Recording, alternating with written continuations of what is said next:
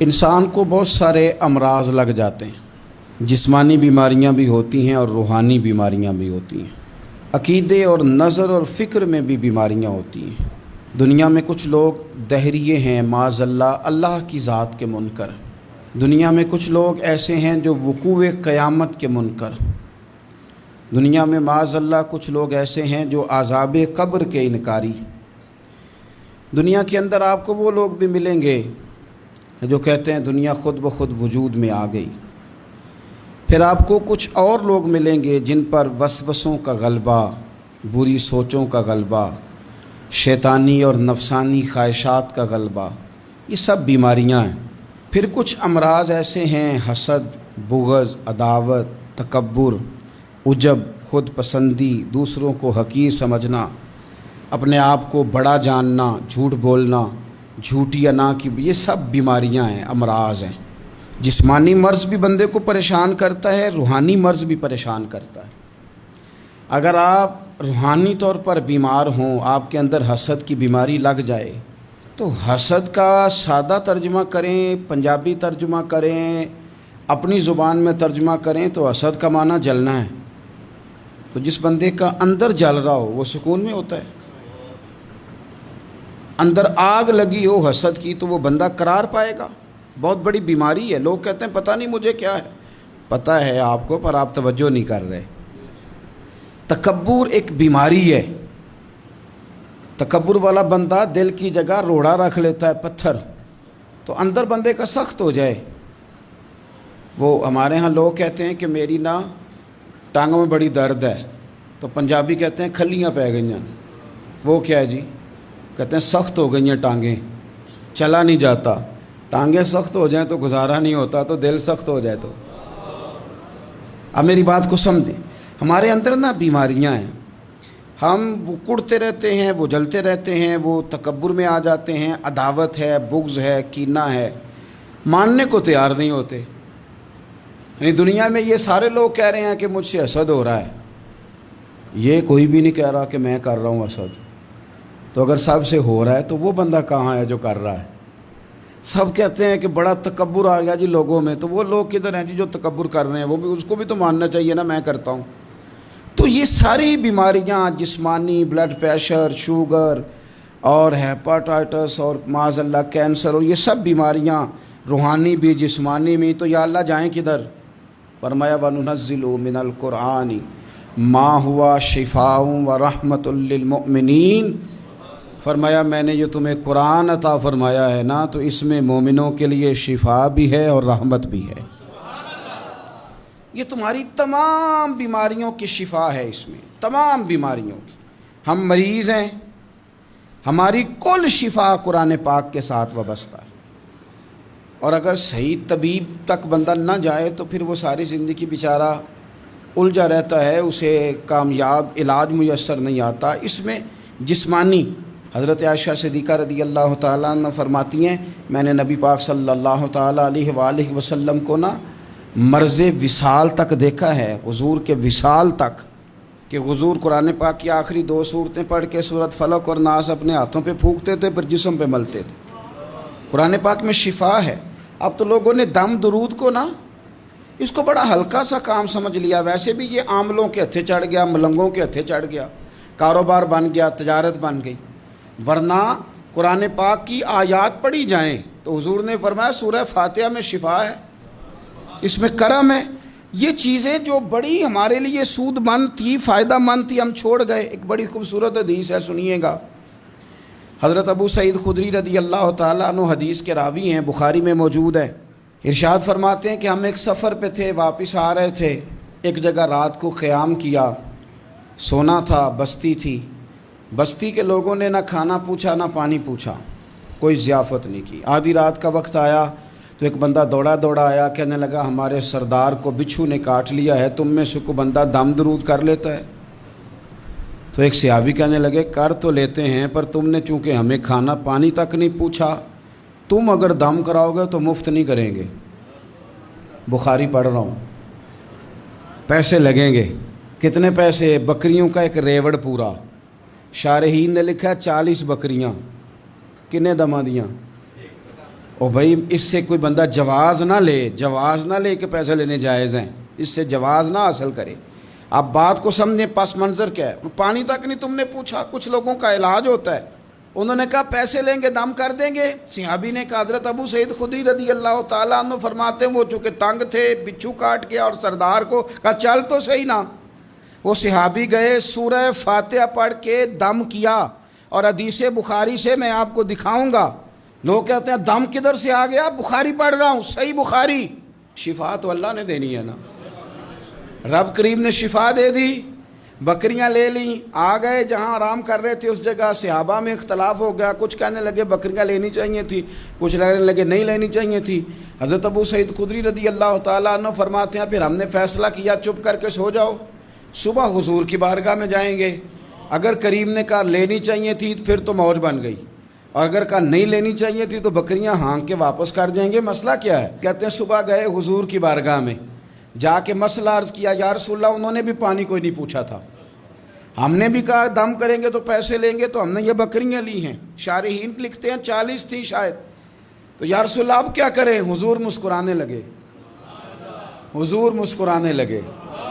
جس کے گچھے سے لچھے جڑے نور کے، ان ستاروں کی نزہت پہ لاکھوں سلام، اور جس کی تسکین سے روتے ہوئے ہنس پڑیں، اس تبسم کی عادت پہ لاکھوں سلام، اور ان کی باتوں کی لذت پہ بے حد درود، ان کے خطبے کی ہیبت پہ لاکھوں سلام۔ حضور مسکرانے لگے اور مسکرا کے پوچھا اچھا پڑھا کیا تھا؟ یا رسول اللہ سورہ فاتحہ۔ فرمایا سکھائی کس نے تھی؟ کہا یا رسول اللہ آپ نے۔ فرمایا پھر آدھی بکریاں میری ہیں آدھی تمہاری ہیں، پر میرا حصہ نکالو نا بھائی۔ تو قرآن پاک میں شفا ہے، قرآن حکیم میں بڑے سے بڑا مجرم ہو، کافر ہو، فاسق ہو، ایک حدیث مشکات میں موجود ہے، اس کو آپ نے دل پہ لکھ لینا ہے چونکہ معاملہ دل کا ہے۔ نبی پاک صلی اللہ تعالیٰ علیہ وسلم نے فرمایا جس طرح بارش میں پڑے لوہے کو زنگ لگ جاتا ہے، اس طرح دل کو زنگ لگ جاتا ہے۔ تو کہتا ہے میں بور ہو رہا ہوں پتہ نہیں کیا ہے، اور زنگ لگ گیا دل کو۔ تو کہتا ہے جناب میں پتہ نہیں سارا کچھ ہے پر دل پریشان ہو، بھئی اس کو زنگ لگ گیا ہے۔ ہم کہتے ہیں یار پتہ نہیں کیا بات ہے، پریشانی ہو، بھئی دل کو زنگ لگ گیا ہے۔ کریم فرمانے لگے جس طرح بارش میں پڑے لوہے کو زنگ لگ جاتا ہے، اس طرح دلوں کو بھی زنگ لگ جاتا ہے۔ حضور دل کو زنگ لگ جائے تو کیا کریں؟ تو حضور فرمانے لگے ایک موت کو یاد کرو اور ایک قرآن پاک کی تلاوت کیا کرو، قرآن تمہیں زنگ سے شفا دے دے گا، اس کو پڑھو گے تو تمہیں لطف آئے گا۔ اور قرآن پاک کو نا جب بندہ پڑھتا ہے نا تو حضرت مولا علی شیر خدا نے فرمایا تھا قرآن پاک کبھی پرانا نہیں ہوگا، جب بھی پڑھو گے نیا مزہ ہی آئے گا، نیا سرور ہی آئے گا، نئی کیفی۔ بڑے بڑے کٹر کافر قرآن پاک سنتے تھے نا۔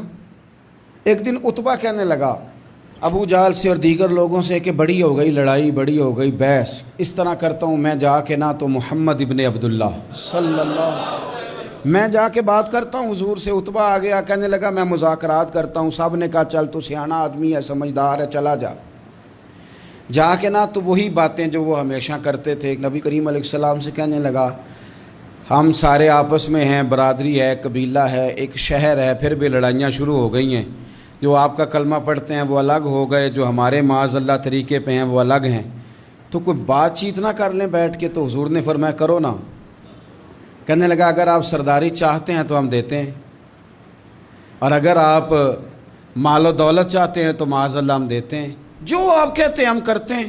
کسی طرح کا بھی آپ کا مطالبہ ہے تو ہم پورا کرنے کو تیار ہیں، تو آپ بتا دیں ہم وہ کر دیتے ہیں۔ وہ بڑی اس نے لمبی چوڑی تقریر کی، جتنی آفریں گنا سکتا تھا گنوائیں۔ کریم خاموش رہے۔ جب اس کی بات پوری ہو گئی تو حضور فرمانے لگے میں بھی کچھ بولوں؟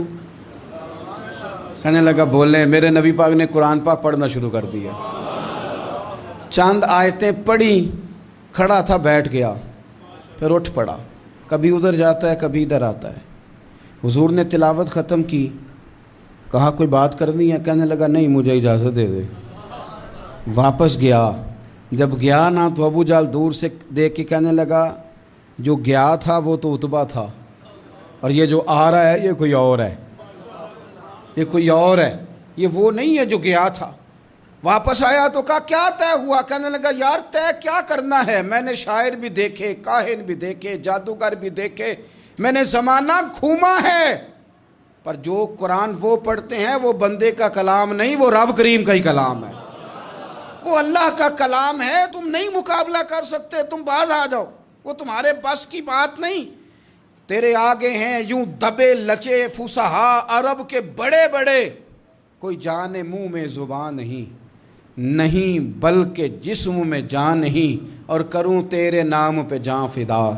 نہ بس ایک جان دو جہاں فدا، میرا دو جہاں سے بھی نہیں جی بھرا، میں کروں کیا کروڑوں جہاں نہیں. طفیل بن عمر دوسی مکہ شریف آئے تجارت کے لیے، پہلے بھی آیا کرتے تھے. کہتے ہیں میں بہترین شاعر تھا، مکے آیا سامان بیچتا تھا، کچھ خرید کے لے جاتا تھا. ابو جال مجھے کہنے لگا تو ہمارا دوست ہے، پرانا سجن ہے، تیرا آنا جانا ہے، اور تجھے یہاں اس شہر میں چونکہ تو ہمارا مہمان ہے تو ہر بات سے آگاہ کرنا ہمارا ذمہ داری ہے.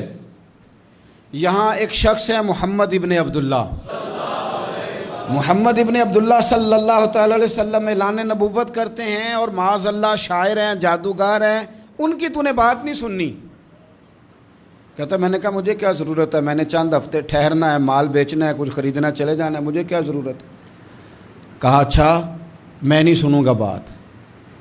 کہتا مجھے نظر آئے کئی دفعہ حضور، اور جہاں حضور ہوتے تھے میں قریب ہی نہیں جاتا تھا.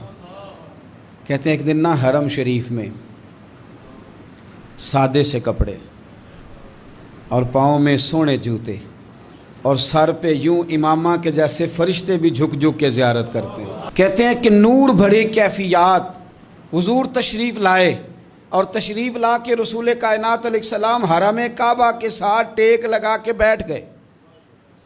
سر سے لے کر پاؤں تک تنویر ہی تنویر ہے. حضور تشریف فرما ہوئے، قرآن پاک پڑھنے لگے.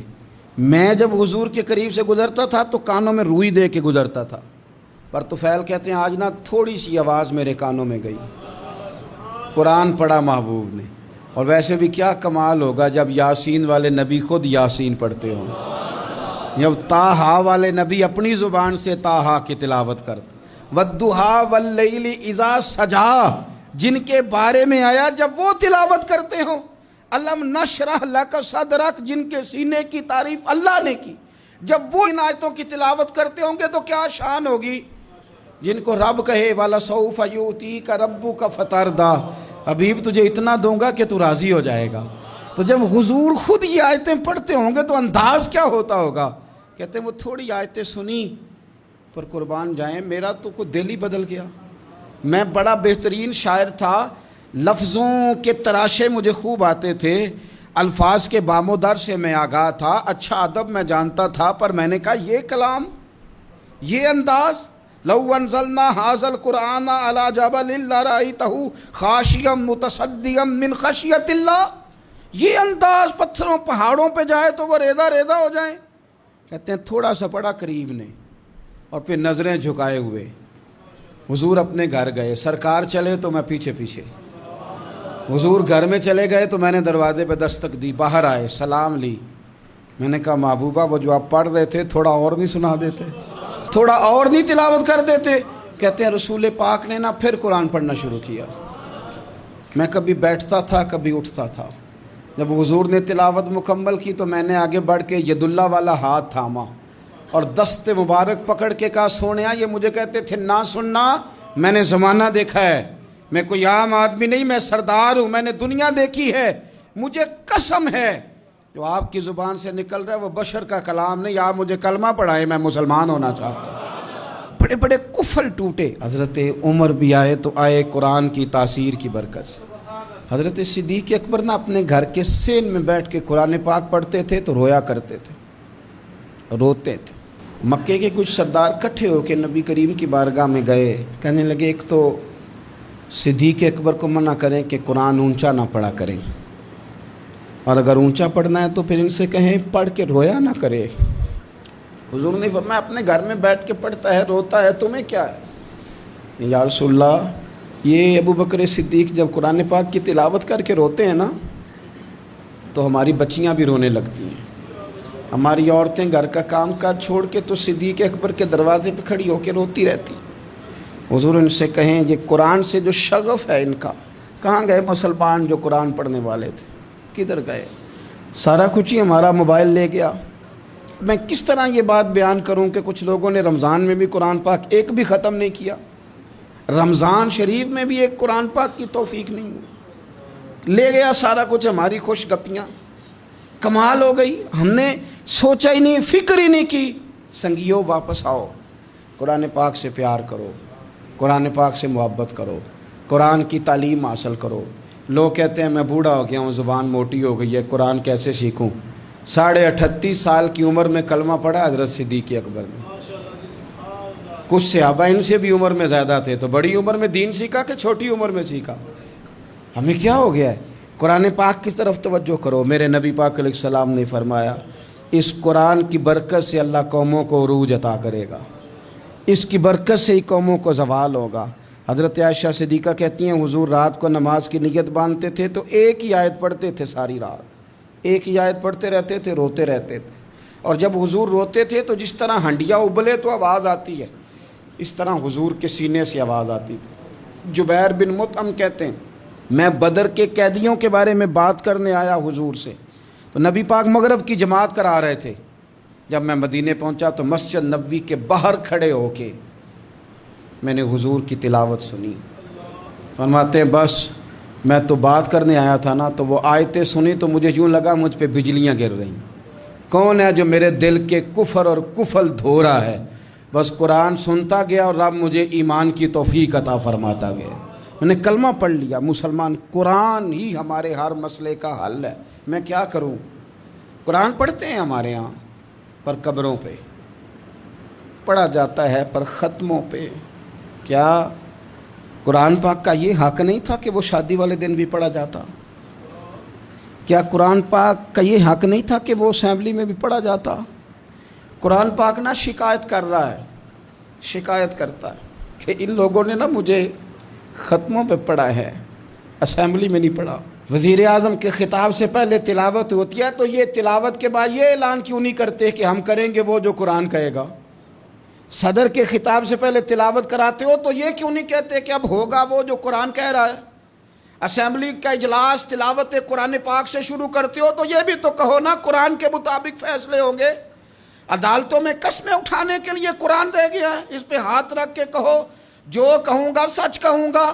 آج کے بعد وکیل بھی ہاتھ رکھے نا قرآن پاک پہ، جج بھی ہاتھ رکھے قرآن پاک پہ، گواہ بھی رکھے، ملزم بھی رکھے، اور مدعی بھی بتائے کہ اس نے پرچہ صحیح درج کرایا ہے، اس نے صحیح درج کرایا ہے، نام صحیح لکھوائے ہیں، اور یہ سارے بتائیں جج سے لے کر ملزم تک کہ ہم فیصلہ وہ کریں گے جو قرآن پاک نے ہمیں کہا ہے. صرف قسموں کے لیے رہیں گے. 2 صورتیں پڑھنی نہیں آتی اور تم بیچ میں قرآن پاک کو لا کے قسمیں اٹھاتے ہو. وہ تاجر جو دکان شروع کرنے سے پہلے تلاوت کراتا ہے کس لیے کراتا ہے؟ کہ میں تجارت قرآن پاک کے مطابق کراؤں گا، اس لیے کراتا ہے. وہ تو کہتا ہے ذرا دکان صحیح چلے، ذرا برکت آ جائے. برکت نری تلاوت کرانے سے نہیں آئے گی، قرآن کے مطابق تجارت کر پھر زیادہ برکت آئے گی. قرآن کے مطابق قرآن کے علم کو عام کیا جائے، قرآن کے نور کو عام کیا جائے، قرآن پاک کے ادارے مضبوط کیے جائیں.